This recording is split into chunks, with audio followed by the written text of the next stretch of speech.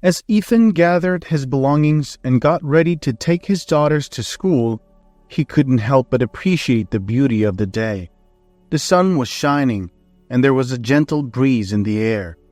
He felt grateful for this moment. As he loaded his daughters into the car, they chatted and laughed, excited for the day ahead. As he drove, Ethan couldn't help but feel a sense of pride and joy, seeing his daughters growing up into beautiful young ladies. As they arrived at the school, Ethan said his goodbyes to them and watched them walk through the gates. After that, he drove to the office. Ethan walked confidently through the bustling offices of Arnold & Associates, a leading business consultancy firm. As the chief executive officer, his days were a blend of strategic decision-making, innovative project development, and nurturing client relationships. Known for his groundbreaking approaches in business strategy, particularly in leveraging emerging technologies, Ethan had transformed his company into a beacon of innovation and success in the business world. His office, lined with shelves displaying books on the latest business theories and market trends, was a testament to his dedication to continuous learning. On his desk, amidst an array of reports and data analysis tools, stood a miniature model of a globe, symbolizing his company's international reach and his global perspective on business. Despite his many achievements, Ethan carried his success with modesty. His colleagues admired him for his calm and strategic approach, particularly in high-stakes negotiations and crucial business decisions. More than just a shrewd businessman, Ethan was also a mentor, investing time in guiding young professionals in their careers.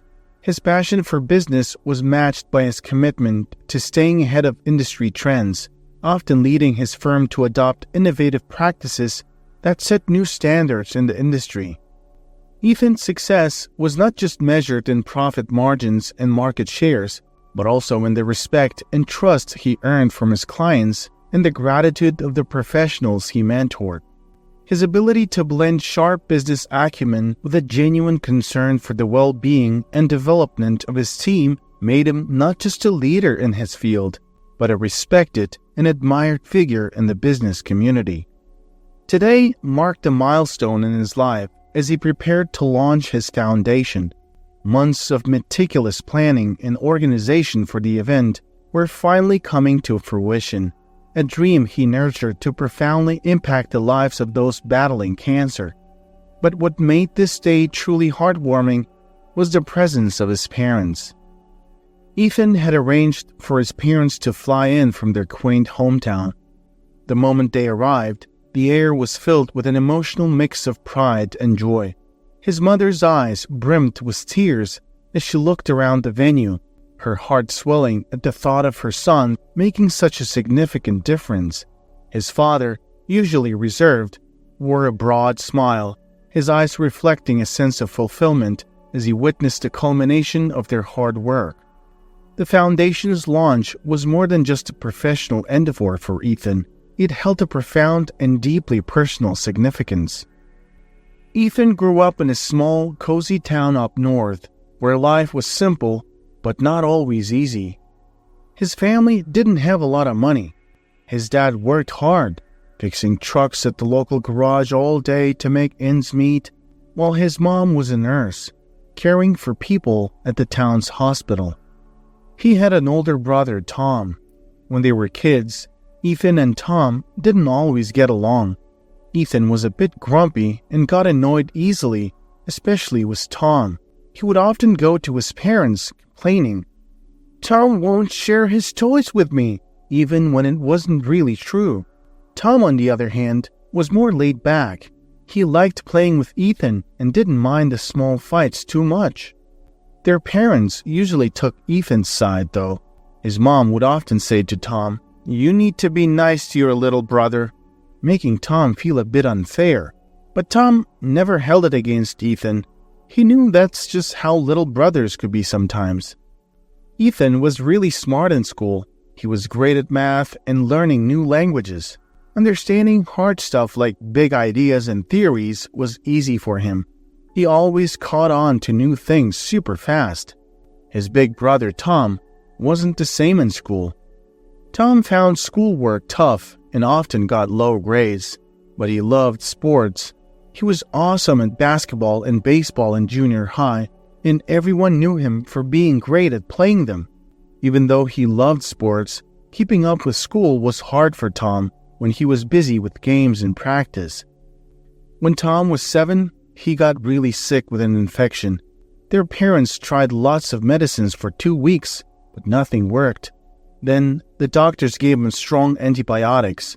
They finally made him better, but something wasn't right after that. Tom didn't seem to hear when their parents called him. One day, their mom said worriedly to their dad, "Do you notice Tom isn't here as lately?" After a few tests, the doctors discovered that the antibiotics had affected Tom's hearing, making it hard for him to hear well.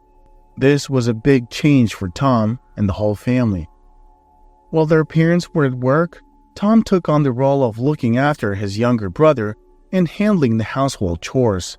Their family had a cozy garden filled with apple trees and various vegetables, a place Tom loved. He always jumped at the chance to work in the garden, finding peace in the outdoor tasks.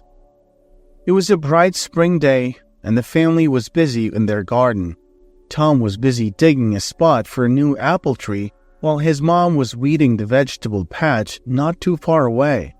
Suddenly, she realized she needed water for the plants. "Tom, can you grab me the water bucket, please?" she called out, expecting him to hear. But Tom, with his impaired hearing, didn't respond. Ethan, noticing his brother didn't hear their mom, tried to get Tom's attention by tossing a small stone towards him, but it missed. Emily, Tom's mom, called out again, "Tom?" Still no response. She felt a surge of frustration, thinking he was ignoring her. She marched over to him and asked, a bit sternly, "Tom, didn't you hear me calling you?" Tom looked up, startled and confused. He saw the frustration on his mom's face and felt a wave of fear and confusion. He didn't know why she was upset, not realizing she hadn't remembered his hearing issue. "Tom, why aren't you answering me? I've been calling your name for the past 5 minutes," she exclaimed, her voice tinged with annoyance and concern. "Do I really have to shout every time I need you?" Tom, looking up from his digging, saw the irritation in his mother's eyes and felt a pang of guilt. He struggled to find the right words, feeling the weight of the misunderstanding. "Mom, I didn't hear you," he said softly, his voice barely above a whisper. "I'm sorry, I just didn't hear." Emily paused, her expression softening as she remembered Tom's hearing impairment. "Oh, Tom, I forgot. I'm so sorry.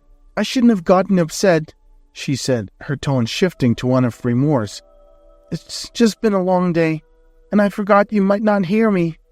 As time passed, Tom's family, especially his mother Emily, tried to adapt to his hearing impairment, but it wasn't easy.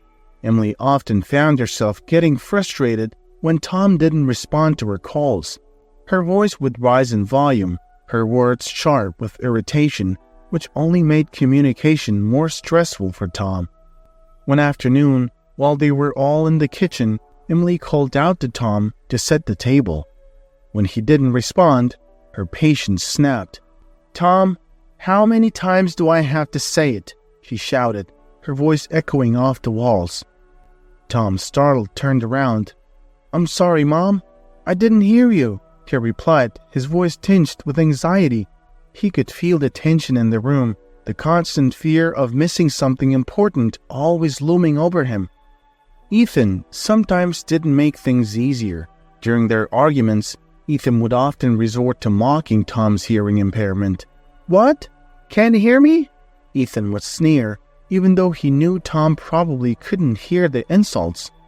Ironically, most of the time, Tom was oblivious to Ethan's hurtful words, but the knowledge that he was being mocked lingered in his mind, adding to his growing sense of isolation. This constant strain and worry began to take a toll on Tom. The fear of not hearing when called, the anxiety of missing out on conversations or instructions led to an unexpected issue: bedwetting. Tom, already grappling with the challenges of his impairment, now had to deal with this new, embarrassing problem, adding another layer of distress to his young life. His mother, upon discovering this, felt a mix of concern and frustration. "Tom, you're too old for this," she said one morning, her tone a blend of worry and exasperation. "Is there something you're not telling me?" Tom, feeling ashamed and overwhelmed, didn't know how to explain the anxiety that had been building up inside him. He just shrugged, wishing he could express how the fear of not hearing and the constant misunderstandings were affecting him deeply. With Tom's bedwetting becoming a new secret burden, Ethan found yet another way to taunt his brother. Whenever they had disagreements, Ethan would bring it up, using it as a weapon to get his way. At school, things weren't much better for Tom. His hearing impairment made him an easy target for teasing. While some teachers were sympathetic and tried to accommodate his needs, others seemed at a loss, uncertain how to support him. They even suggested to Tom's parents that they should find a way to fix his hearing issue. One afternoon, the tension at home reached a new peak. Ethan was eating his lunch when he accidentally knocked his bowl of soup, spilling it across the floor. Tom, hearing the clatter, came in and saw the mess. "Hey, Ethan, you need to clean this up," Tom said, trying to keep his tone calm. Ethan, still upset over spilling his soup, just shook his head and darted away, leaving Tom standing in a puddle of soup. Frustrated, Tom chased after him, grabbing Ethan's ear to stop him. "You can't just run off like that," he exclaimed. Ethan, caught off guard, started crying loudly from the surprise and pain, falling to the floor. After a moment, he got up, wiped his tears, and quietly sneaked up behind Tom. "You're such a baby, always wetting the bed," Ethan whispered spitefully, knowing Tom couldn't hear him clearly. "Can't even hear a thing, can you?" Tom sensed Ethan was saying something hurtful, but couldn't catch the words. The look on Ethan's face was enough to understand the intent. Feeling a mix of sadness and frustration, Tom turned away, deciding not to engage further. He went back to the kitchen, grabbed a cloth, and started wiping the spilled soup by himself. The silence in the house was heavy, filled with unspoken words and growing divides. The family's financial struggles were a constant weight, and Ethan, being young, often didn't understand the constraints. One day, while at the grocery store, he spotted a bright red fire truck toy and immediately wanted it. "We can't afford it, Ethan. You have plenty of toys at home," Emily said gently, trying to reason with him. But Ethan, fixated on the toy, began to cry loudly, tugging at her sleeve. Emily, already worn down by the stresses of the day, snapped back. "Ethan, I said no. We're not getting the truck." Tom, silently watching the scene unfold, placed groceries on the counter, feeling a mix of empathy and helplessness. A few days later, feeling the weight of his family's financial struggles, Tom decided to take matters into his own hands. He left school early, skipping math class, which seemed pointless as his teachers hardly noticed him anymore. Roaming the neighborhood, he knocked on doors, offering to do chores for some extra cash. At the third house, an elderly woman, Mrs. Tomnett, greeted him. "Can I help you with any work for a bit of money?" Tom asked politely. Mrs. Tomnett smiled, relieved. She had several bags of garden soil in her backyard that she couldn't move herself. Tom set to work, hauling the heavy bags as the afternoon faded into evening. Exhausted but satisfied, he accepted the money Mrs. Tomnett offered him and hurried to the store before it closed. He bought the shiny red fire truck, tucking it carefully into his backpack, and raced home. When he arrived, Emily was waiting, her worry turning into frustration. "Tom, where have you been? It's late." Tom, catching his breath, replied, "I had a big assignment in school, Mom. It took longer than I thought." He didn't want to worry her with the truth, nor did he want to spoil the surprise for Ethan. Emily's frustration was evident as she confronted Tom. "What homework? You never have homework, Tom. And why are you covered in dirt? Were you messing around with Josh again?" Her voice was a mix of worry and exasperation. Tom hesitated, unsure of how to explain without revealing his secret effort to buy the toy for Ethan. "It was just a group project, Mom. We had to collect some soil samples," he lied, hoping she'd believe him. Emily's tension and frustration, which often spilled over into her interactions with her family, had roots that went much deeper than the surface-level challenges they faced daily. Her marriage with Harold had evolved into something far from the fairy tale she had once imagined. As a young woman, Emily had been utterly captivated by Harold's charm and grand dreams. He had a way of making the future seem bright and full of possibilities. She had envisioned a glamorous life in the city filled with excitement and adventure, a stark contrast to her current reality. Their financial difficulties began to strain the marriage early on. Emily, who was used to a comfortable lifestyle provided by her affluent parents, struggled to adapt to their more modest living conditions. Harold, who came from a working-class family, worked tirelessly to make ends meet, but it was never quite enough. He couldn't give Emily the luxurious life she had been accustomed to, and this gap between expectation and reality became a constant source of tension. "Harold, when will things change? When will we live the life you promised me?" Emily would often ask in moments of despair, her voice tinged with a mixture of hope and disappointment. Harold, feeling the weight of unmet promises, would reply, "I'm trying, Emily. I'm doing all I can, but these things take time." Emily's parents had been skeptical of Harold from the beginning, warning her that the marriage was doomed to face hardships. Despite her defiance at the time, Emily now found herself questioning her decision, her parents' words echoing in her mind during her weaker moments. This underlying discontent often manifested in her interactions with her children, unintentionally letting her own frustrations affect her patience and understanding. Harold and Emily's unfulfilled dreams and the stark reality of their life created an atmosphere of unspoken disappointment, affecting not just their relationship, but also the overall mood in the household. When Tom was born, Emily's discontent only grew. Raising a child with limited resources was challenging, and she often found herself comparing her current life unfavorably with her affluent upbringing. Harold felt the strain too, distancing himself from Emily's family and their criticisms. He had once promised Emily that he would make all her dreams come true, but as years passed, that promise seemed more and more like a distant dream. The stress of Emily and Harold's strained relationship, coupled with their ongoing financial struggles, cast a shadow over the household. This tension didn't go unnoticed by Tom, who felt the growing responsibility to lift the spirits of his family, especially his younger brother Ethan. His latest effort was a secret mission to buy Ethan the toy fire truck he had longed for. Standing before his parents, Tom's clothes were stained with mud from the day's work.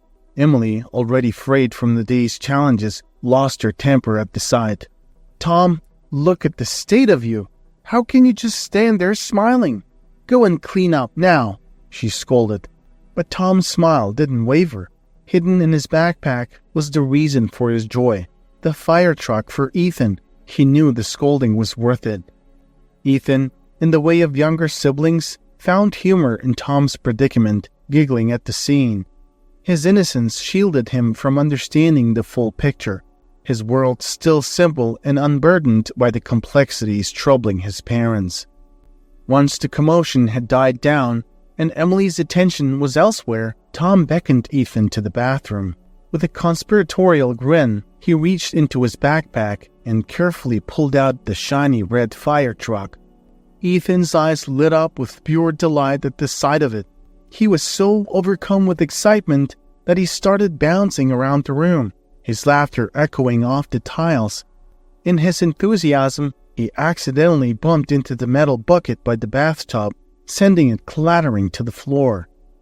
The noise drew a sharp reprimand from Emily, but it couldn't dampen the brothers' joy. In that small bathroom, with the toy truck in Ethan's hands, the worries of their world seemed to momentarily fade away. Seeing Ethan so happy with the fire truck made Tom feel really good inside. He was proud that he could make his little brother smile like that. Tom loved Ethan a whole lot, and seeing him jump around and laugh with the joy in his hands was one of the best feelings in the world for Tom. It was like he had done something really special just for Ethan. The sound of laughter and the loud clatter of the bucket drew Emily's attention, and she hurried to the bathroom. Her expression turned from concern to anger as she saw the shiny red fire truck in Ethan's hands. Both boys instantly quieted down, sensing their mother's rising temper. "Where did you get that truck?" Emily demanded, looking directly at Tom. Tom remained silent, unsure of how to explain without revealing the truth. "Tom, I asked you a question. Where did you get it?" Emily's voice grew sharper with each word. After another moment of silence, suspicion crept into her tone. You didn't steal it from the store, did you? You're acting just like your father. Answer me, Tom." Tom felt a knot from his stomach. He managed a faint smile, not out of disrespect, but out of nervousness. He couldn't tell her that he had skipped class to earn the money for the truck. He knew that would only make things worse, so he stood there, head bowed, silently hoping that his mother would just let the matter go. Ethan, sensing the tension, clutched the fire truck a little tighter, his earlier joy fading into confusion and worry. The atmosphere in the bathroom had shifted from one of happiness to one of apprehension, the joy of the new toy overshadowed by their mother's anger and Tom's dilemma. The misunderstanding about the fire truck weighed heavily on Emily's mind, leading her to believe that Tom must have stolen it. Determined to set things right, she marched back to the store with Tom trailing behind her, his mind racing with worry about the consequences he might face. Upon reaching the store, Emily approached the cashier with a mix of embarrassment and resolve. "I'm sorry to bother you, but my son may have taken this toy without paying," she said, holding up the fire truck. "We couldn't afford it, and I'm afraid they might have stolen it." The cashier looked at the toy and then at Tom, a look of recognition crossing his face. "Actually, your son paid for this truck earlier today," he responded with a reassuring smile. "He did?" Emily's voice was a mix of surprise and confusion. "Yes, ma'am. He came in, paid for it, and left. No issues at all." Outside the store, the tension between Emily and Tom lingered. Finally, Emily asked, "Tom, where did you get the money for this?" Tom hesitated for a moment before explaining about the odd jobs he did for Mrs. Tomnett, including moving the heavy bags of soil. He kept his gaze fixed on the ground, not sure how his mother would react. As they walked home in silence, Emily was deep in thought. Tom didn't notice at first, but tears were silently streaming down Emily's cheeks. She was overwhelmed with a mix of guilt and admiration. Guilt for having doubted her son's integrity and admiration for his selflessness and hard work. In her mind, she replayed the many times she had been quick to judge or scold, realizing now that her son had been shouldering burdens far beyond his years. This moment of revelation was a turning point for Emily, a painful yet necessary awakening to the depth of character her young son possessed. As the years rolled by, the family's financial struggles persisted, and so did the undercurrent of discontent in their household. Emily frequently voiced her dissatisfaction to her husband about their modest living conditions, the cramped house, the aging car, and the myriad of comforts she felt she was missing out on. In the midst of this, Tom had grown into a sophomore in high school. Academically, he struggled. His teachers, having seemingly given up on him, paid him little attention. However, Tom found his passion and success in sports, which brought him a sense of achievement and joy. Ethan, 3 years Tom's junior, was flourishing in a different arena. He had a knack for math, frequently winning competitions and earning recognition as a promising student. Despite their age difference, Tom and Ethan shared a special bond over mathematics. Tom, often baffled by basic arithmetic, would pose simple problems to Ethan, who would solve them with astonishing speed. These moments were not only fun, but also a source of immense pride for Tom. He admired his younger brother's intelligence and often bragged about Ethan's achievements to anyone who would listen. Noticing that most of Ethan's friends had bicycles and seeing the longing in Ethan's eyes whenever they rode past, Tom yearned to do something about it. He didn't have the means to buy a bike, but he came up with a plan. One day, he struck a deal with a friend, trading his cherished baseball gloves for a day's use of the friend's bike. When Tom rode up to Ethan on the bike, the look of surprise and joy on Ethan's face was worth more than any possession. Ethan was over the moon with excitement. Tom dedicated the entire day to his brother, patiently pushing the bike from behind and guiding Ethan as he wobbled and pedaled. The sight of Ethan gradually gaining balance and confidence on the bike filled Tom with a deep sense of happiness and contentment. Their laughter and shouts of excitement echoed through the neighborhood, a rare and cherished moment of carefree joy amidst the challenges of their everyday life. Near the end of his sophomore year, Tom suddenly started feeling really unwell. His hearing got even worse, and he began to lose weight very fast. Within just a few weeks, he found it hard to walk around. He felt so tired all the time and just wanted to lie down. His parents were worried and confused because they didn't know what was wrong. When the doctors did some blood tests, they found out Tom had leukemia. They had found it too late, and the treatment didn't start in time. Tom became bedridden, unable to get up or walk by himself. Emily and Harold took turns missing work to stay home and take care of him. Tom got so weak that he couldn't even eat by himself.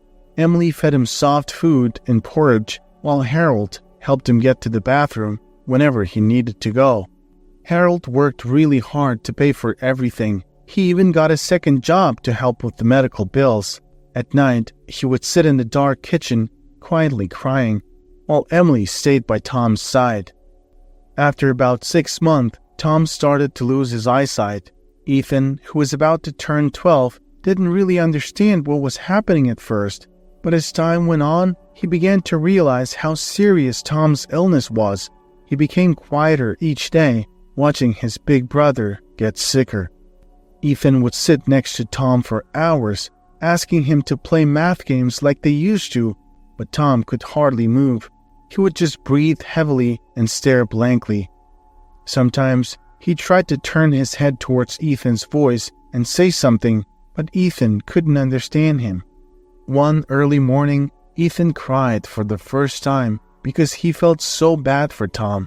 He didn't even go to school, even though he had an important math competition practice.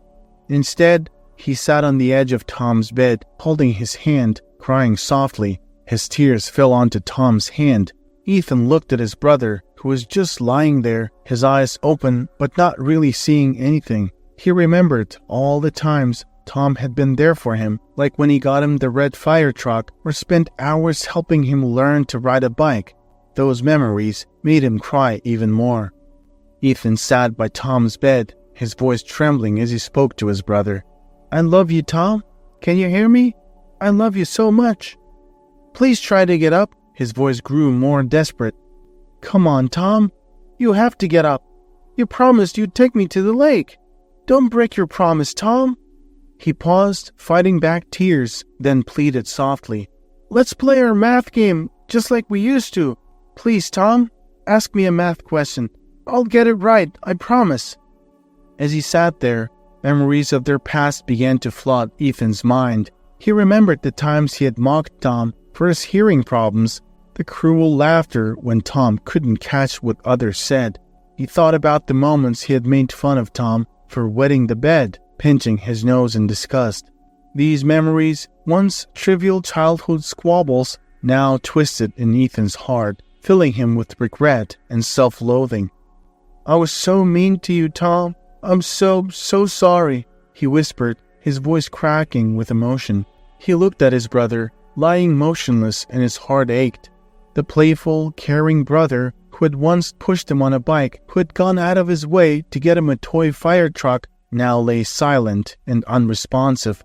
The weight of his past actions and the current reality of Tom's condition overwhelmed Ethan. He felt a deep sense of guilt and sorrow, wishing he could turn back time and cherish every moment with Tom, be kinder and appreciate the love and care his brother had always shown him.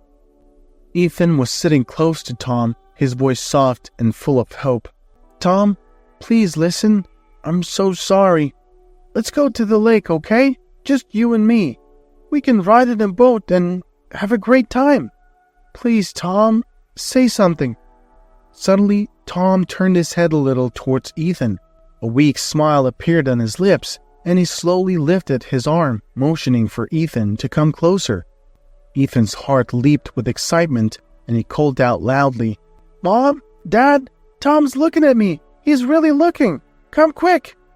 Emily and Harold hurried into the room, their faces lighting up as they saw Tom looking at them too. They gathered around his bed, and Tom seemed to be trying to say something. It was hard for him, but he was trying. Tom's voice was barely a whisper. "What is it, honey?"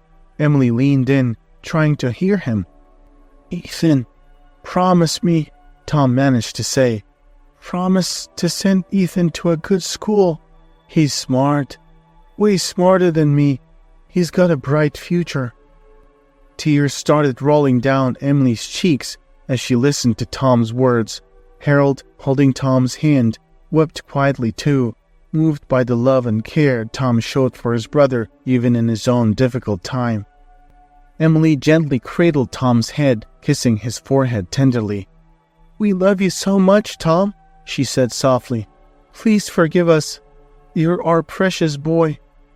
The evening after Tom made his heartfelt request, the family faced the unimaginable. Tom passed away. The loss was profound and sudden, leaving everyone in a state of deep grief. Ethan, overwhelmed by the loss of his beloved brother, screamed and cried inconsolably for 3 days straight, unable to come to terms with the reality that Tom was gone. In the days following the funeral, a heavy silence hung over the house. Emily and Harold, each lost in their own sorrow, found words inadequate to express their pain. They barely spoke to each other, the quiet only broken by the occasional sounds of daily life. About a month after Tom's passing, Emily was in his room, folding his clothes, a task that felt both mundane and heart-wrenching. It was then that Ethan entered the room. His eyes, still red from tears, scanned the room that once buzzed with his brother's presence. "Mom, can I keep Tom's clothes? Can I wear them?" he asked quietly, his voice barely above a whisper. There was a vulnerability in his request, a longing to hold on to something tangible of Tom. Emily looked up, her heart aching at the request, but she understood his need to feel close to Tom. "Of course, Ethan. You can keep whatever you want," she replied, her voice thick with emotion. The house remained quiet in the following weeks. The absence of Tom's laughter and chatter left a noticeable void. Ethan, who had always been buoyed by his brother's presence, now retreated further into silence. His world, once filled with shared jokes and playful bickering, felt empty. Remembering Tom's last words, Ethan found a new purpose amidst his grief. He dedicated himself to his studies, channeling all his energy into excelling academically. It was his way of honoring Tom, of keeping a promise to his brother who believed in him so much. He worked tirelessly, driven by the memory of Tom's faith in his potential and the desire to fulfill the future that Tom had envisioned for him. As Ethan stood on the cusp of adulthood, graduating high school and looking towards college, Harold made significant sacrifices to ensure his son could pursue higher education. He sold nearly everything he could to fund Ethan's studies. The commitment paid off when 4 years later, Ethan graduated from a prestigious business school, laying the foundation for a successful career. He started his own company, which over time grew into a significant holding. In the midst of his burgeoning career, Ethan met Amanda, a kind and beautiful woman of Latin American heritage. She embodied all the qualities Ethan had hoped to find in a partner. Their connection was instant and deep, leading to a loving marriage and the joy of 3 beautiful daughters. One morning, as Ethan watched his daughters get into the car for school, he instructed his driver to pick up his parents from the airport. They were arriving for a very special occasion, the opening ceremony of the Tom Arnold's Cancer Treatment Foundation. The ceremony was a significant event for the city, attracting attention and anticipation. Ethan, standing at the podium, delivered a heartfelt speech. Tom Arnold was a man with an immense and pure heart. He shaped me into the person I am today, he said, his voice filled with emotion. My brother taught me the values of love and kindness, lessons I carry with me every day. In the front row, Harold and Emily Arnold sat hand in hand, tears streaming down their faces as they listened to their son honor the memory of their late son. Amanda, sitting proudly with their daughters beside Ethan's parents, beamed with happiness and pride. She felt incredibly fortunate to be part of Ethan's life, to share in his journey and his achievements. That evening, the family gathered for dinner at home, sharing memories of Tom. Ethan often dreamt of his brother, in dreams where Tom brought him sweets and carried them on his back. These dreams were a bittersweet reminder of the bond they shared. Ethan deeply missed Tom and often reflected on how love and kindness are life's most precious gifts, sometimes fully appreciated only in the wake of loss. My name is Kelly, and I'm 30 years old. I used to live a peaceful and happy life with my husband Matt in a condo near his family. Everything seemed perfect at first.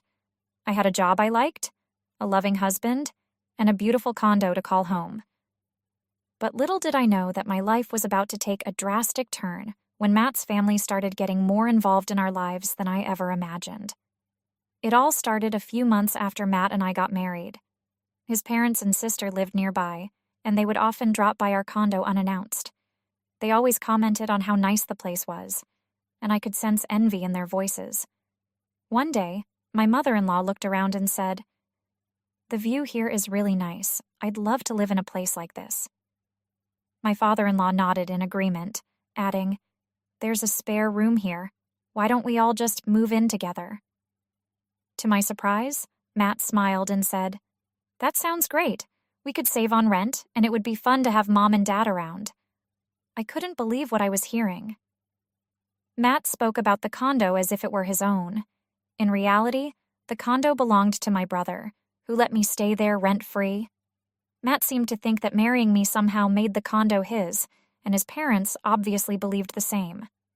I tried to keep my composure, but inside, I felt uneasy. The misunderstanding about the condo had started when Matt and I decided to get married. When Matt's parents met my brother for the first time, they made some harsh comments about our family home being old and assumed we had financial struggles. My brother was polite and smiled, playing along with their assumptions without correcting them. I think he just wanted to keep the peace, but it only fueled their misguided beliefs about my situation. My brother owns several properties and earns a significant income from renting them out. He was kind enough to let me stay in the condo, but I never paid rent because it was his way of supporting me after our parents passed away. My in-laws, however, had no idea. They thought my brother was struggling financially, and their attitude towards him was dismissive. To make matters worse, my brother decided to play a little prank during that initial meeting. He told them that the condo was mine, bought with an inheritance. From that moment on, my in-laws' attitude towards me changed completely. Instead of looking down on me, they started treating me with a newfound respect. My brother's prank worked, but it also complicated things. Suddenly, my in-laws seemed friendlier, and my mother-in-law even commented on how lucky Matt was to have married me. But I knew this change was based on a lie, and I couldn't shake the feeling that it was all going to come crashing down eventually. Things took a turn for the worse when my in-laws decided to visit us for Christmas. They showed up unannounced, with my sister-in-law in tow, and made themselves comfortable in our condo. My mother-in-law casually mentioned that they had decided to spend the night. Matt, without consulting me, told them it was perfectly fine. He even ordered roasted turkey for dinner at his mother's request. I felt like a stranger in my own home, running around serving coffee and snacks while my in-laws took over the living room. That night, they didn't leave. Instead, they stayed up late, chatting and making themselves at home, while I had to prepare sleeping arrangements for them. Matt didn't lift a finger to help. He just gave me orders, expecting me to take care of everything. I was exhausted, frustrated, and starting to feel like I had no control over my own life. The worst part was that Matt didn't seem to understand why I was upset. To him, it was completely normal for his parents to stay over without any prior notice, and he expected me to welcome them with open arms. Over the next few weeks, my in-laws started showing up more frequently, often with my sister-in-law. They would announce that they were staying the night, and I was left to take care of them while Matt continued to act as if everything was normal. One evening, they even brought suitcases and boxes filled with clothes. I realized, with a sinking feeling, that they were planning to move in permanently. I tried talking to Matt about it, but he brushed me off, saying that it was good for his parents to be close to us. He didn't understand how uncomfortable I was or how his family's constant presence was affecting me. I felt like I was losing my home, my privacy, and my peace of mind. When I confided in my brother and his wife, they were furious.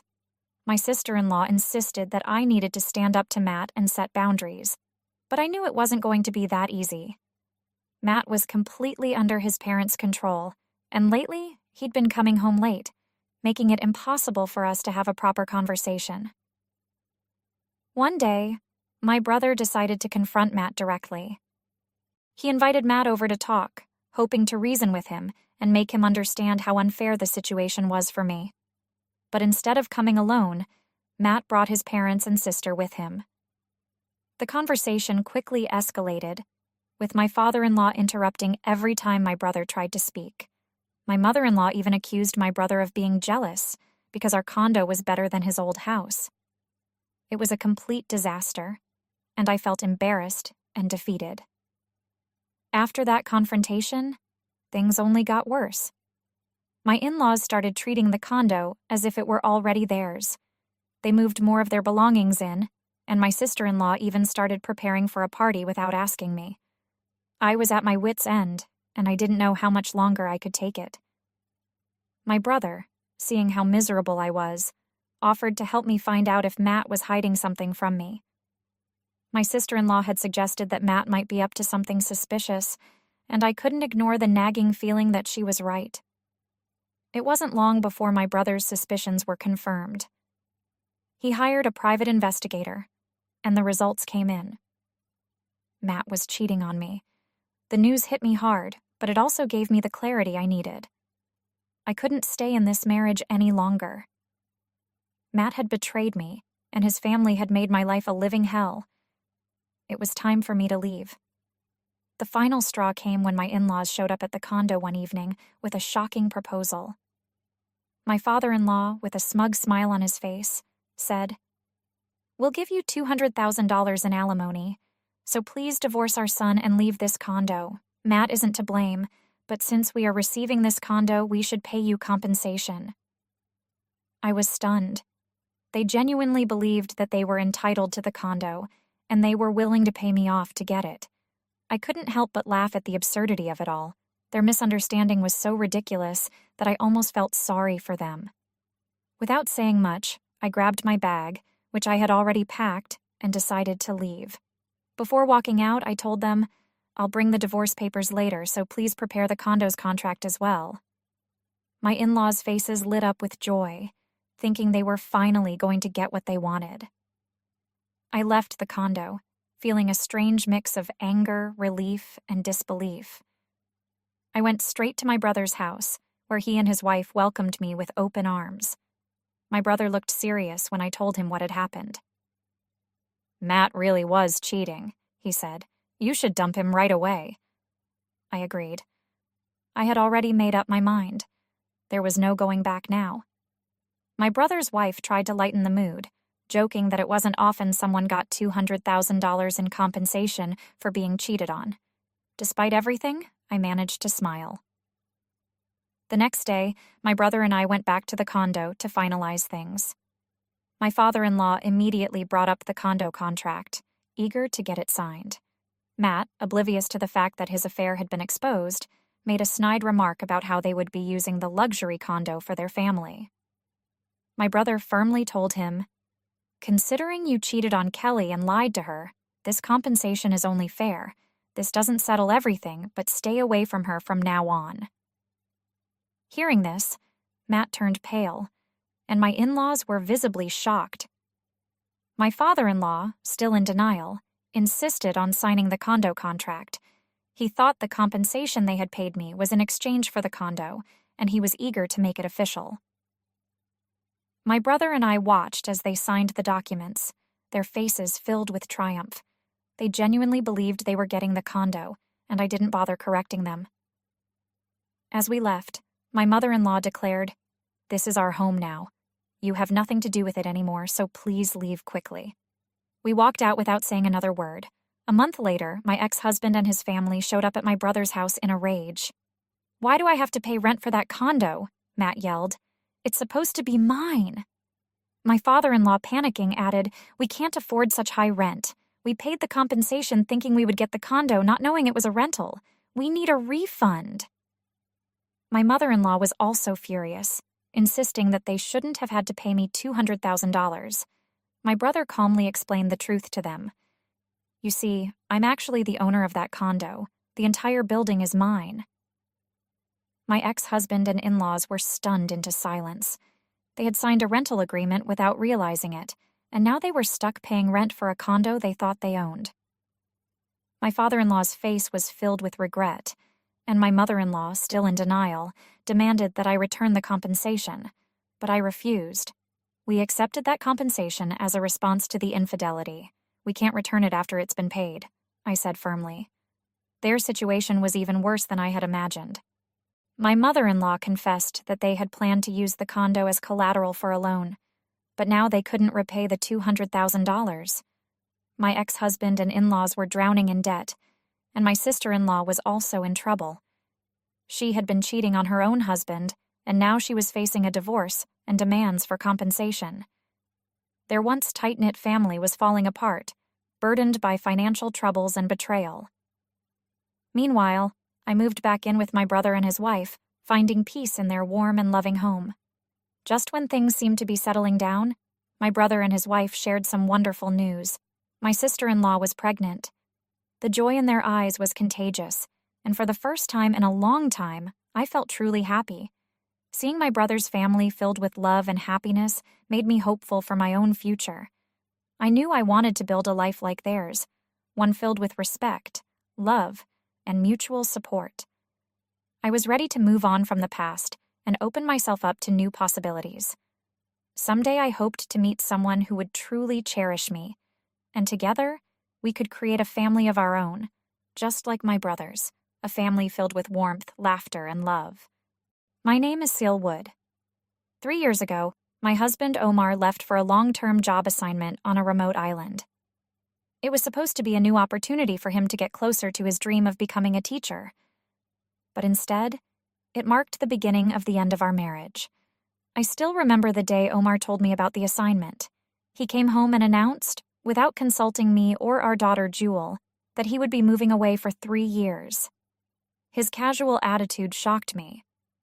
When I asked why he hadn't discussed it with us, he shrugged and told me it wasn't a big deal. "I'll send money home. You don't have to worry," he said, dismissing my concerns as if they were insignificant. It felt like a slap in the face. The man who once spoke to me about our shared dreams now treated me like an afterthought. In the first few months, I tried my best to stay in touch with Omar. I called him every day, worried about how he was coping on his own. But soon, he began to get annoyed with my calls. "Don't call unless it's important," he told me one day, sighing deeply as if I were just a burden. I knew then that the man I loved was slipping away, but I still held on to a shred of hope that he would come back to us, that he would be the man I once knew. The distance between us grew, not just physically, but emotionally too. Omar stopped calling, even on important occasions like Jewel's birthday. He came home only on rare occasions, like New Year's, and when he did, he was different. He barely spoke to us, his attention constantly on his phone. He didn't even bother to hide it anymore. "What are you doing on your phone, Dad?" Jewel asked him once, her voice filled with both curiosity and frustration. Omar's response was cold. "It doesn't concern you." His eyes, once warm and loving, were now filled with irritation. It wasn't long before I began to notice other signs. There were unexplained withdrawals from our shared bank account. When I confronted him, Omar brushed it off, saying he couldn't remember. It hurt me deeply. That money was meant for Jewel's education, our daughter's future. And yet, he used it carelessly, without any explanation. It was around that time that I realized something was very wrong. The final blow came on a quiet afternoon. The doorbell rang, and when Jewel and I opened the door, we found Omar standing there, but he wasn't alone. Beside him was a young woman, holding a baby in her arms. She had a beauty mark under her eye, and there was a smugness in her expression that made my stomach churn. Omar greeted us with a casual, "It's been a while," as if this was just another visit home. The young woman, whom he introduced as Tana Brooks, smiled at us, but her smile was not friendly. It was almost mocking. Omar wasted no time. "I'm here to tell you that I'm done," he said. "I'm going to be with my real family now, so let's just get a divorce already." His words hit me like a physical blow. I looked at the baby in Tana's arms, and everything clicked into place. Omar had been having an affair, and this child was his. The betrayal I felt was overwhelming, but what surprised me the most was how calm I felt. The man standing before me was no longer the Omar I once loved. He was a stranger. "I've been fed up with living with you for a long time," Omar continued, his voice dripping with disdain. He looked at me with a smirk, as if he enjoyed seeing my pain. "When I was assigned to the island, I thought I was lucky to finally get away from you." He turned to Tana, and she smiled at him in return, a smile that spoke of shared secrets and a life they had built without me. Jewel, who had been quietly observing the exchange, finally spoke up. "Dad, you don't know anything about Mom, do you?"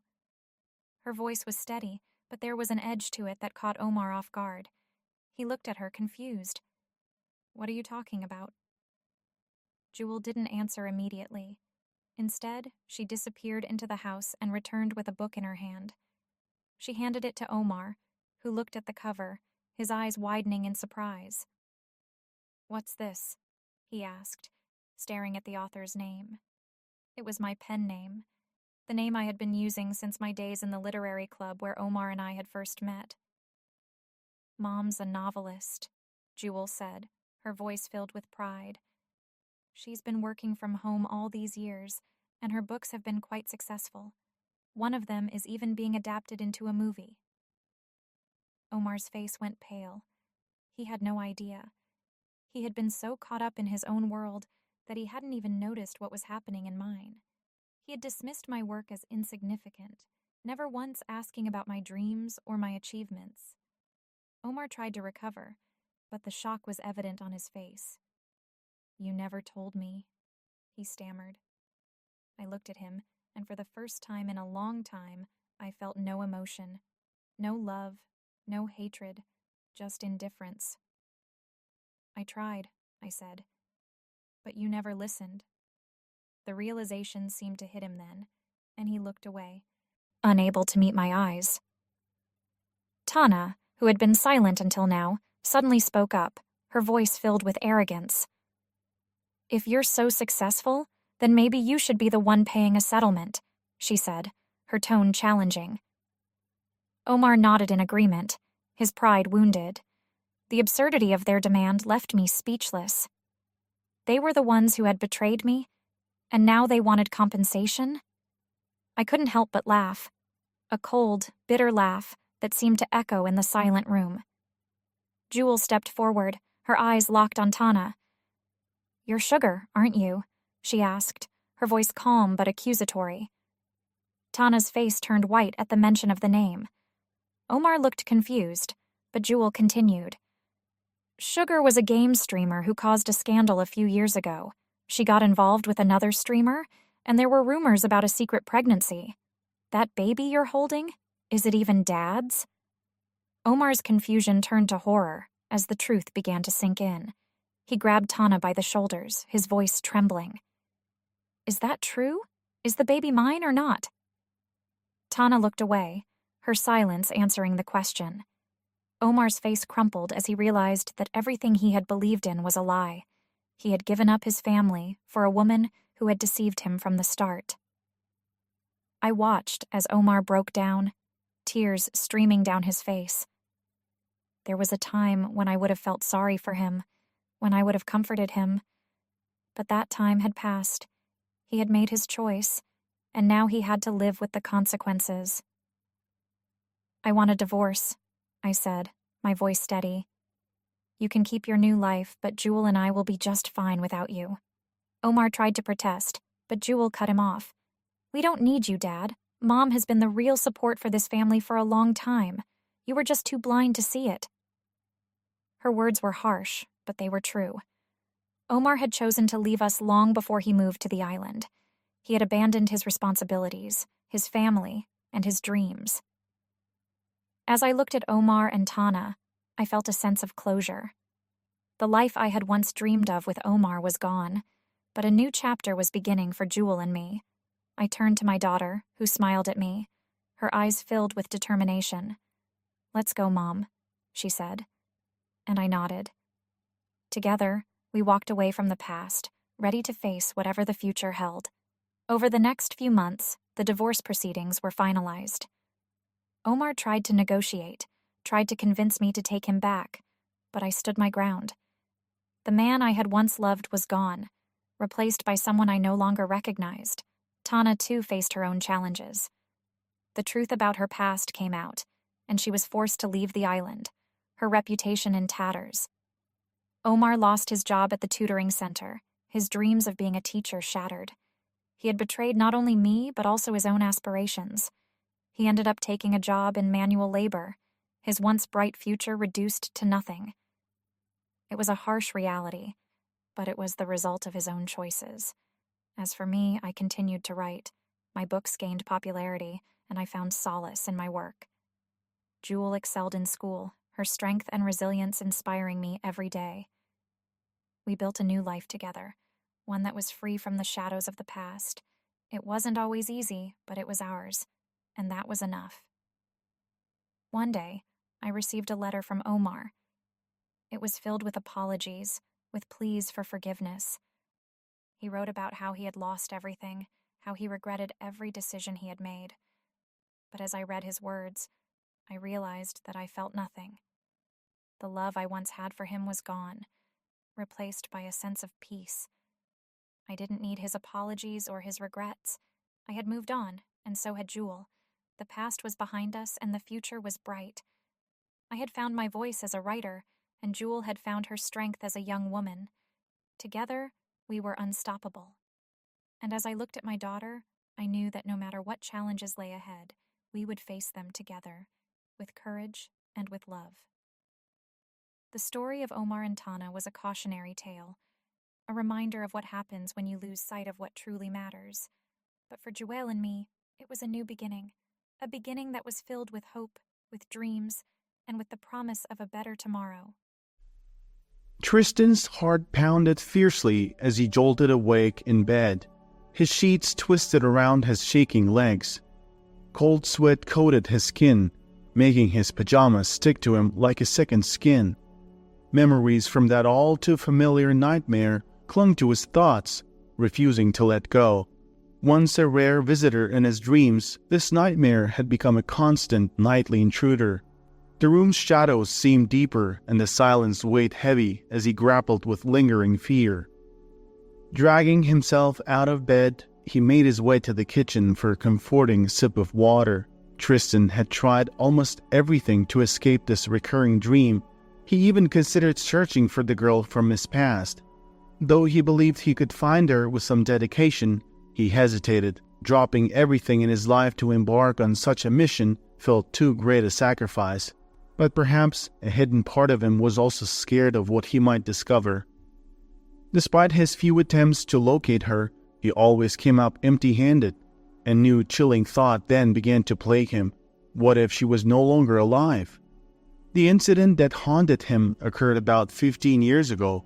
A younger, more impulsive Tristan had, after a night out at a club, whimsically invited a group of girls to a nearby lake.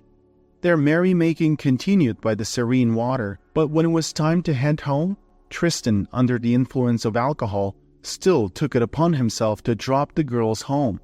Instead of heading straight home, he made a rash decision to drive around, trying to sober up despite being drunk. Tristan zoomed past the city limits, the road stretching wide before him. As the first light of dawn painted the horizon, he noticed more vehicles joining the road, early birds starting their day. As the traffic thickened and his headache intensified, he opted for a shortcut back to town, but his path was soon obstructed by an old, rickety Chevy truck trudging along at a snail's pace. Trapped behind the truck with no way to pass due to the increasing oncoming traffic and the road's narrow confines, Tristan's impatience grew. Through the truck's untinted rear window, he could make out two figures inside. Growing restless, Tristan honked repeatedly, yelling at them to pick up the pace. In response, the truck would momentarily accelerate, only to slow down again once Tristan caught up. This cat-and-mouse game further fueled Tristan's agitation. Feeling cocky in his sleek BMW, Tristan thought he could easily outmaneuver the old truck. He made a bold move to overtake, but the truck suddenly swerved, its tires screeching against the road's edge. Glancing in his rearview mirror, Tristan's confidence turned to horror as he saw the truck spiraling out of control before crashing into a tree with a loud thud. Panicking, he hit the brakes and hurriedly reversed back to the scene of the accident. The driver was knocked out cold, but beside him, a young girl was desperately trying to fend off the flames, now licking the edges of the truck. Her terrified screams pierced the air. Paralyzed by fear and the realization that the truck could explode at any second, Tristan was momentarily frozen in place. His mind raced. He wanted to believe no one had seen him cause the accident. On impulse, he jumped back into his BMW and began to speed away. But after only a short distance, he slammed on the brakes. His conscience wrestled with him, urging him to go back and help the girl, especially since he was responsible for the mess. But just as he was about to turn around, another car appeared on the horizon. Panic overtook him, and he pressed his foot to the accelerator, leaving the scene behind. This harrowing incident would forever change him, transforming him into a shadow of the reckless young man he once was. Before the accident, Tristan led a carefree life, cocooned in the affluence of his family from the Pacific Northwest. His father, Gerald, was the successful CEO of a major corporation for over 2 decades. With millions in the bank and even more in assets, Gerald was always engrossed in the world of business, aiming to grow and safeguard his wealth. As a result, he was rarely at home. The duty of raising the children, including Tristan, fell upon Michelle, Tristan's mother. But being immersed in a life of luxury made the family members somewhat aloof, even arrogant, as if their opulence would last forever. Michelle epitomized this attitude. Many considered her one of the most discontented people they knew. She found fault in almost everything and often gossiped about everyone she met. While many put up a facade of politeness around Michelle, in truth, they found her difficult to be around. Ironically, despite her affluence, Michelle frequently made condescending remarks about working-class individuals, forgetting that she herself hailed from humble beginnings. After her marriage to Gerald, Michelle never had to worry about finances again. Surrounded by affluence, she often found herself bored and restless. Shopping became her pastime, and she would often splurge on unnecessary items just to fill her time. She'd spend hours concocting ways to keep herself entertained. Tristan and his sister Ashley, growing up in this environment, naturally imbibed some of these attitudes from their mother. Ashley was even more of a handful than he was, spoiled to the core, She spent her late 20s living comfortably at home, often indulging in substance abuse and alcohol. Despite attending a prestigious private college, it took her 7 long years to earn her degree. The only reason she wasn't expelled was due to the hefty donations her father made to the institution. Around the time of Tristan's fateful accident, he too was on the verge of being expelled from school. While studying, friends offered him various job opportunities, but he turned them down, believing them to be beneath his status. After eventually completing his education, he idled away for 2.5 years, blaming the economic climate for his unemployment. Recognizing that Tristan might struggle to find work on his own merit, Gerald set up a subsidiary company that would handle some tasks from his primary business. Tristan was handed a cushy job here with a promise of a 6-figure salary in the first year if he simply managed to sell a product. Working a mere 30 hours a week would easily secure him $200K annually. However, Tristan found even this minimal effort challenging. With Gerald frequently traveling and absent from the office, Tristan had no one to oversee his work or push him to be productive. The parents had unwittingly nurtured these problematic behaviors in their children and now found themselves hesitant to sever ties, fearing they might alienate them completely. A few months before the accident, Tristan confronted Gerald, expressing his desire to run the company. "I'm not a child anymore," he argued, feeling that his father was undermining his abilities. Not long after, his ambitions grew bolder. He approached Gerald with a proposal to become the sole owner of the company.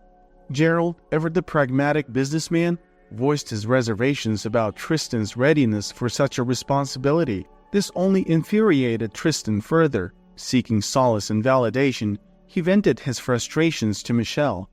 Always quick to side with her children, Michelle echoed Tristan's sentiments and pressed Gerald to transfer the ownership rights. Exhausted by the relentless demands, Gerald finally relented. However, he set a clear condition.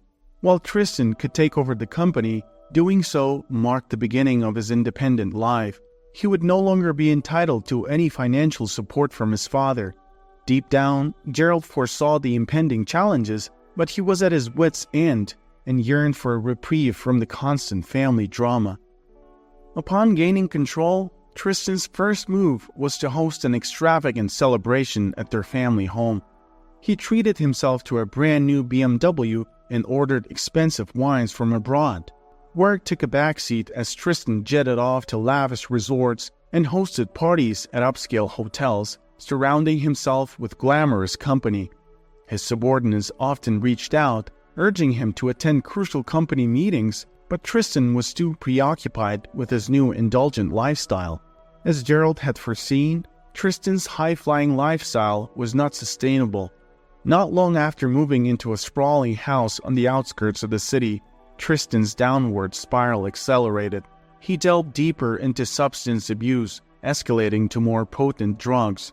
When financial advisors raised alarms about impending losses due to his excessive expenditures, Tristan, in desperation, sought a way out.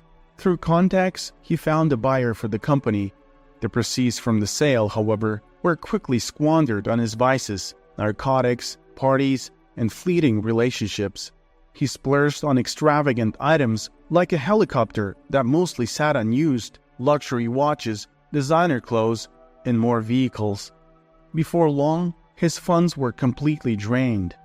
On the eve of the tragic accident, Tristan had resorted to borrowing money from his mother for a night out, drinking away his worries in the company of women at a nightclub. Following the accident and the gut-wrenching belief that he had taken 2 lives, panic consumed Tristan.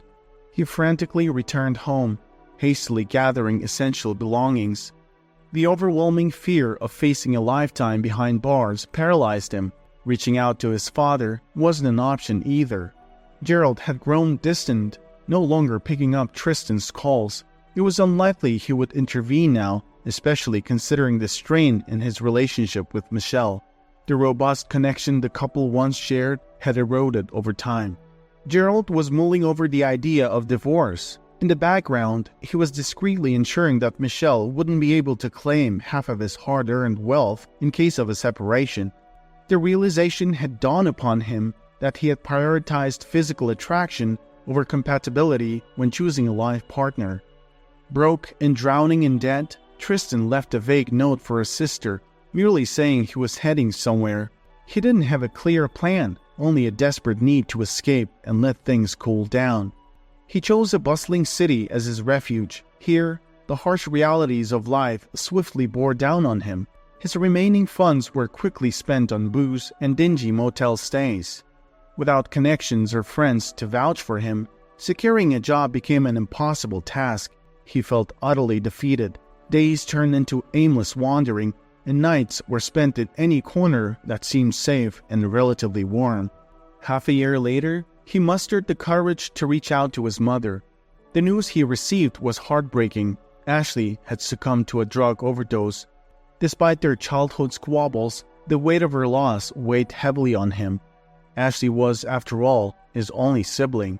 Additionally, Michelle revealed that she and Gerald had separated for the time being. To Tristan's surprise, Michelle had taken up a role at her father's modest cleaning business. In this challenging phase, a strange sense of liberation washed over Tristan. For the first time in his life, he felt genuinely untethered. With no money, he resorted to collecting discarded food from restaurant back alleys to sustain himself.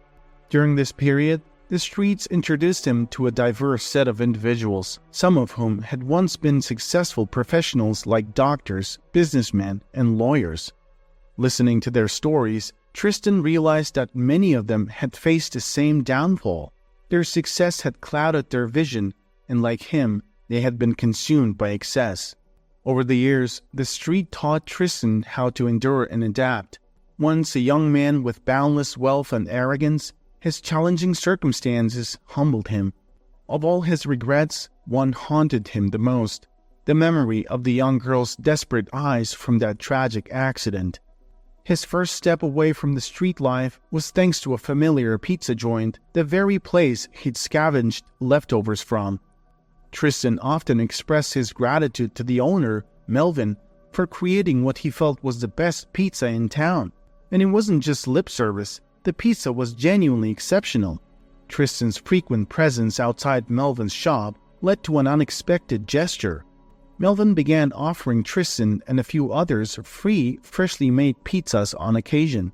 At first, this was received with gratitude, but over time, Tristan felt uneasy accepting handouts.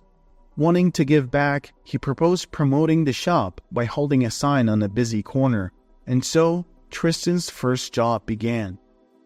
In a matter of months, Tristan transitioned to being Melvin's delivery person. As the popularity of Melvin's pizzas grew, so did the demand for home deliveries. Tristan took up his responsibility and also managed waste disposal at the shop's end each day. While Melvin never pried into Tristan's living arrangements, customers sometimes mentioned that their delivery person had an unpleasant odor. Melvin, seeing Tristan's predicament, generously offered him a place in his apartment. The arrangement was simple. In exchange for a roof over his head and meals, Tristan would work at the pizza place. While he didn't receive a traditional salary, his needs were met. For Melvin, this was a dual victory. He not only saved the young man from a life on the streets, but he also gained a dedicated worker without the usual salary expenses. For Tristan, this new life was a revelation. He discovered that real happiness wasn't tied to material possessions. Instead, contentment came from meaningful work and being surrounded by genuine friendships. Over time, he and Melvin grew close. After 2 years at the pizza place, Tristan had honed his skills and gained a wealth of knowledge about the business. However, the life threw a curveball when Melvin's mother fell ill. With frequent absences to care for her, Melvin entrusted Tristan with managing the pizzeria. One day, Melvin, with a heavy heart, informed Tristan that he might have to sell the business to afford his mother's costly medical treatments. This news left Tristan worried. A change in ownership could mean losing his job and home. Mulling over the situation, a risky idea began to form in his mind. Although the thought made him uneasy, he considered reaching out to his estranged father. Gerald. Gerald listened intently as Tristan spoke, his emotions evident even though he tried to mask them. Although they hadn't spoken in years, Gerald had always kept an eye on Tristan from a distance. He hoped that one day, Tristan would find his way, learn from his mistakes, and reach out. That day had finally come, and Tristan wasn't asking for a handout, but presenting a business proposal. Choosing to support Tristan's initiative, Gerald invested in Melvin's pizza business. This financial backing not only allowed Melvin to retain his original pizzeria, but also aided in his mother's medical treatments. Under Melvin's management, the business thrived, expanding to 2 more locations within a span of 2 years. Despite the growth, Tristan's role remained unchanged. He continued to manage the original pizza place, just as he had agreed with Gerald. He had no ownership in the growing business, but seemed content in his managerial position. For Tristan, it wasn't about status or wealth anymore. He found satisfaction in simple, honest work. As the days turned into months, Tristan settled into a routine. He had carved out a simple yet meaningful life for himself. However, the shadows of his past began to haunt him. The traumatic memory of the accident, especially the young girl's cries for help, invaded his nights, disrupting his sleep. Despite the pain this memory caused, Tristan recognized the accident as a pivotal moment in his life.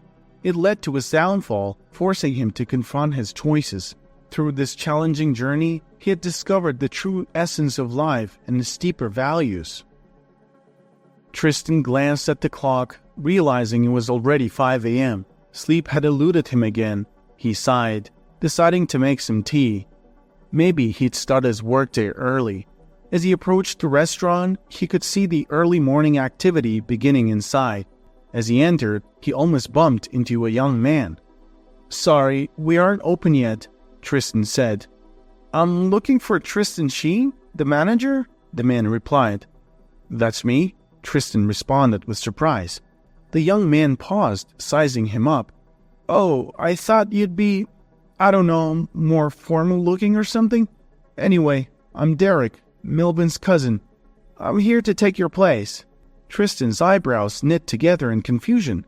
Melvin hadn't mentioned anything about this. Suddenly, a memory resurfaced. A couple of weeks earlier, Melvin had commented on how worn out Tristan looked. At the time, Tristan had confessed his ongoing struggle with sleep, and Melvin had kindly suggested he might need some time off.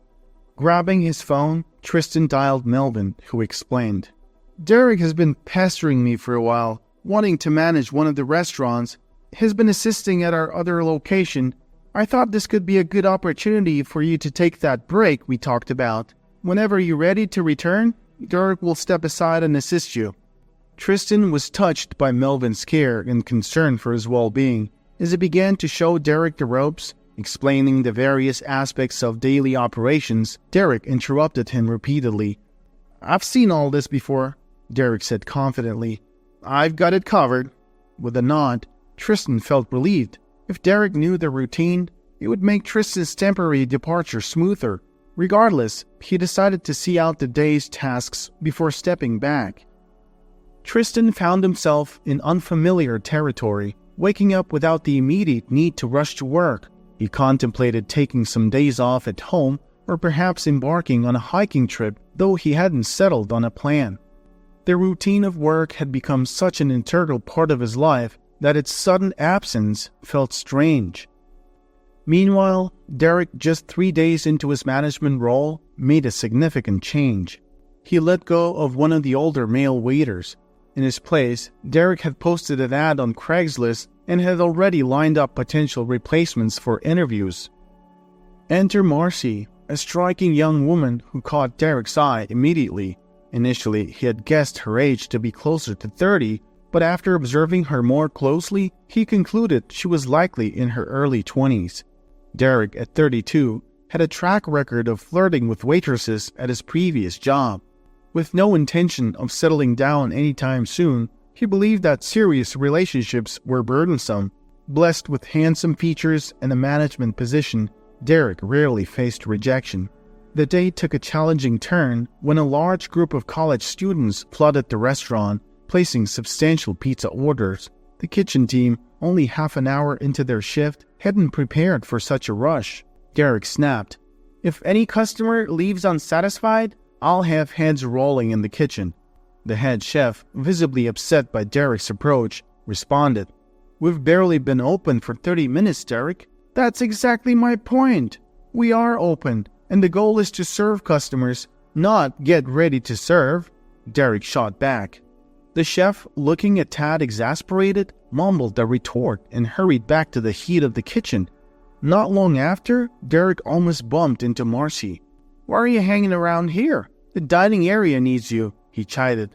Without uttering a word, she sped up, leaving Derek momentarily entranced by her figure as she vanished through a door.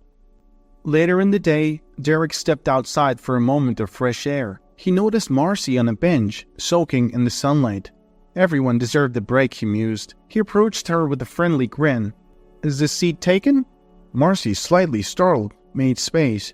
"Not at all." He sat down and inquired, "So why choose a humble place like this?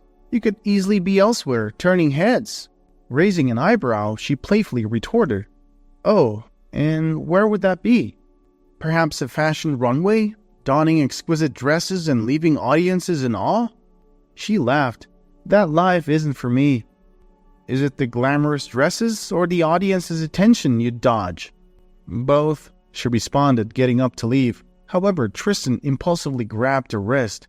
"How about a stroll after work? Maybe get a drink?" Marcy pulled away sharply and said, "Perhaps you should focus on those who find you charming." She then turned on her heel and left. Derek, a bit taken aback, felt a tinge of anger. "She won't get away with dismissing me," he silently vowed. Throughout the remainder of the day, Marcy's image dominated his thoughts. He was used to leaving the restaurant early, but that evening, he decided to stay. As the hours passed, Derek plotted a way to quell Marcy's confidence. Derek waited for several days, observing Marcy and letting her settle into her new role. He crafted his plan meticulously, wanting to ensure its success. One fateful evening, after the restaurant's closing time, Derek gathered all the employees. His face was stern, his voice filled with authority. "There's been an unfortunate report of theft at our establishment," he began. Murmurs of surprise and concern spread among the workers. They looked at each other, wondering who could be responsible. Michael, a long-standing employee, voiced his disbelief. "Who would do such a thing?" Derek's gaze landed on Marcy.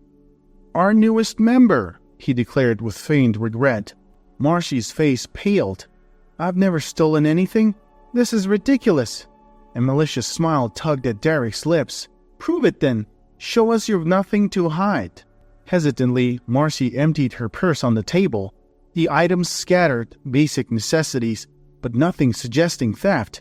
Unsatisfied, Derek presented further. "And your coat? Could be hiding something there." Marcy's eyes welled up with tears. "You can't be serious." Derek smirked. "Shed the coat. If you're innocent, what's there to fear? If not, perhaps you'll reconsider staying here." Meanwhile, Tristan found himself wandering the city streets, feeling an overwhelming weight on his chest. The insomnia, combined with the stress of his recent break, had him lost in thought. Seeing the homeless huddled in corners, he was reminded of his past and felt an overpowering empathy for them. As Tristan approached the restaurant, he noticed an elderly homeless man seated on the curb. On a whim, he decided to grab a pizza for him from the restaurant. Inside, an intense standoff was taking place between Marcy and Derek. Marcy's defiant stare bore into Derek, her determination evident. As if to prove her innocence, she swiftly removed her sweater. The room went still, the collective breath of the staff catching in their throats as they took in the sight of her scar-covered body. Subtly, the door creaked open and Tristan stepped in. He froze, taking in the scene before him. His eyes darted from Marcy's discarded sweater on the floor to her scarred form. A rush of memories hit him and a chill ran down his spine. Those haunting eyes, which had played his nightmares for years, were now right before him. It was her, the girl from the accident. He was at a loss for words, his mind racing. What were the odds? Why was she here? And why did she seem to have no recognition of him? His anger surged as he pieced together the situation, realizing that Derek had subjected Marcy to this public humiliation. How could he? And more importantly, how had their paths crossed again after all these years? Was it destiny or just a cruel twist of fate? Tristan's voice was firm, yet calm. Derek, this isn't how things are done here. I'll be discussing this with Melvin. Everyone else, you can leave. He gently handed Marcy her sweater, encouraging her to cover herself. Outside, the cool night air did little to soothe Tristan's racing mind. He hesitated, then offered, "Can I walk you home?" His eyes darted away, avoiding direct contact with hers. Did she remember him from that fateful day? Marcy, still shaken, hesitated only briefly before nodding her assent. Along the way, she opened up about her life, describing her duty to care for her ailing stepfather. Reaching her home, a quaint apartment, Marcy hesitated, but then invited Tristan inside. The sight that greeted him was of a frail older man lying on the couch. Despite his physical condition, his eyes were sharp, taking in his daughter and the stranger accompanying her. Marcy, ever the gracious host, attempted to offer some refreshments, but Tristan declined. Instead, they found themselves in her small kitchen, the walls closing in as Tristan braced himself to discuss a topic he had long avoided. As Marcy recounted her accident and the aftermath, Tristan's heart pounded. The details matched his haunting memories, yet she never mentioned him or his role in the accident. Exiting her apartment, the weight of their conversation pressed heavily on Tristan. Marcy didn't remember him, perhaps a mercy of her trauma. Logically, she knew he could move forward, put the past behind him, but emotionally, he felt tethered to Marcy, pulled back to that moment in time. Every instinct told him he should confess, seek closure, but was that fair to her? Would it give her peace or simply reopen old wounds? Marcy continued her duties at the restaurant. One evening, Tristan approached her hesitantly. "Need a ride home?" he asked. She looked surprised, but accepted his offer. The next evening, the pattern repeated. Tristan found himself waiting for her shift to end, eager to offer her another ride. It became a regular occurrence, the two of them driving together through the city streets, illuminated by the warm glow of streetlights, sometimes engaging in light chatter, other times simply enjoying the silent companionship. But as the days went by, Tristan found himself grappling with a storm of emotions. He wanted to confess about the past, about the accident, but the weight of the truth bore heavily on him. As he wrestled with this internal conflict, another feeling began to emerge, an attraction to Marcy. Every moment with her only deepened his longing. He began finding excuses to see her outside of their car rides. Without realizing it, Tristan was becoming completely enamored with Marcy, yet lurking in the shadows with the truth, always threatening to emerge and shatter the fragile bond they were building. One night, under the soft glow of the restaurant's ambient lights, Tristan nervously asked Marcy if she'd like to join him for dinner. To his surprise, she agreed. As the evening rolled in, they sat across from each other, the atmosphere charged with anticipation. Marcy began, her voice quivering slightly. "Growing up, Jack, my stepdad, was good to me. He never raised a hand against me, but he had a vice, alcohol. That fateful day, he'd been drinking since dawn. We were headed to the hospital to visit my mom, who was in the last stages of her battle with cancer. I was just a kid, too young and scared to tell him that getting behind the wheel drunk was dangerous." She paused, taking a deep breath before continuing. "I resented you, Tristan.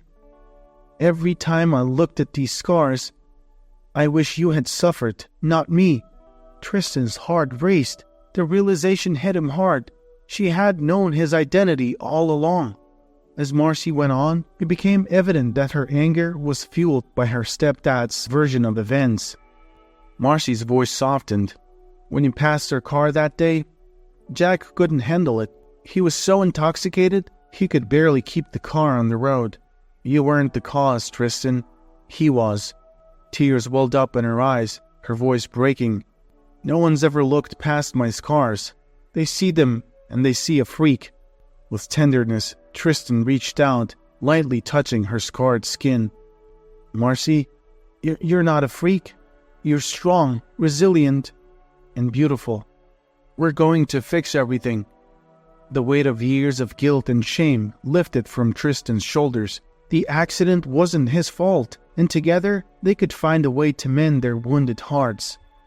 Marcy had mixed feelings about her stepdad. Despite his struggles with alcoholism, he had faithfully cared for her mother until her last breath. When Jack became ill, he urged Marcy to let go of her resentment towards the man in the BMW, emphasizing that it wasn't his fault. Soon after, Tristan decided to visit his father and opened up to him about his life's events. Seeing his son all grown up, matured, and responsible, Gerald felt overwhelmed with gratitude. He marveled at the transformation from a once arrogant youth to a refined gentleman. Not long after, Marcy checked into a plastic surgery clinic for a procedure. During her stay, Gerald, wanting to help, arranged for a leading expert to attend to her stepdad, Jack. By the time she was ready to leave the hospital, Jack, though reliant on a walking stick, stood tall and steady, eagerly waiting to welcome her back. A few days later, Tristan reached out to Melvin, informing him of their upcoming visit. He invited Marcy, Jack, and Gerald to dine at Melvin's newly opened restaurant. As the evening progressed, Gerald couldn't help but beam with pride, observing the genuine respect everyone held for his son. Melvin, who had grown close to Tristan, considered him not just a good acquaintance, but a true friend. He often said Tristan was among the finest individuals he had ever known. That evening, as everyone settled around the table, Melvin, in a personal gesture, took their orders. Within moments, aromatic and mouth-watering pizzas were served, symbolizing the warmth and bond shared among them. "Welcome to MT Pizza, everyone," Melvin announced with enthusiasm.